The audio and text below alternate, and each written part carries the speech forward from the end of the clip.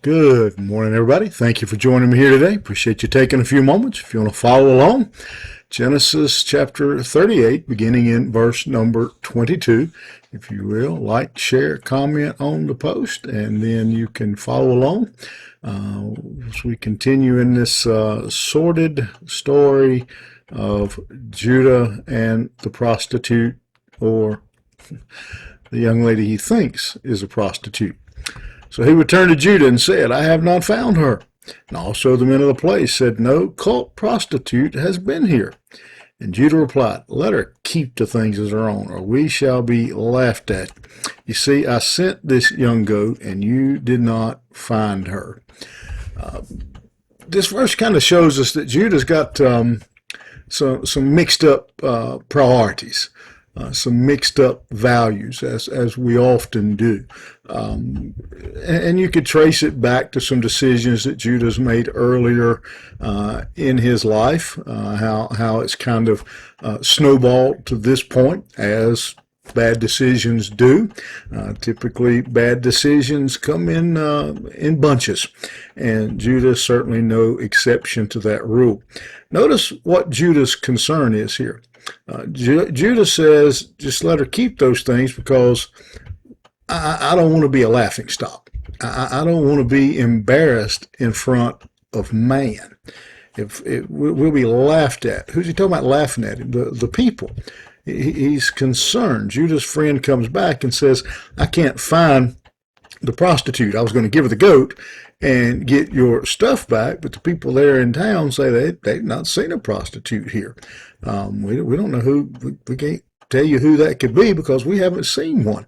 Hadn't had one in town. And so Judah says, let's just drop it, because he doesn't want to be embarrassed. He doesn't want this to be found out. Doesn't want to make too big an issue over finding her. If they spend too much time trying to find her, somebody's going to say, well, why are you looking for her? And then they're going to have to explain their situation. However, if we think back, when he was committing immorality, when he was committing fornication, adultery, whatever you want to call it, when he was sleeping with this woman that he thought was a prostitute, he didn't care what God thought. He didn't care that God was bothered. Didn't seem to cross his mind that God might not be pleased with the choices he was making. We have to be careful of that. A lot of us are, I think, many times more concerned about what man thinks about us, what man thinks about our decisions, than we are what God thinks and the rules, the laws of God. To put it simply, he has more fear of man than he does of God. He's more afraid of the shame that man will put on him than he is the shame of being disobedient to his God. The Bible tells us in the New Testament, be sure your sins will find you out. Judah's trying to cover up and trying to hide, but he's hiding from man, but he can't hide from God. All sin will eventually be exposed, and nothing stays covered up for long.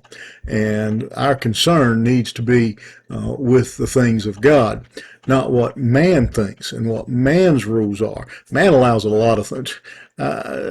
Many of you, some of you are older than me, some of you are younger than me, but if you've lived very long at all, you have seen that man's rules, man's laws, what is accepted in our society changes almost daily, and generally for the worse, because man accepts it.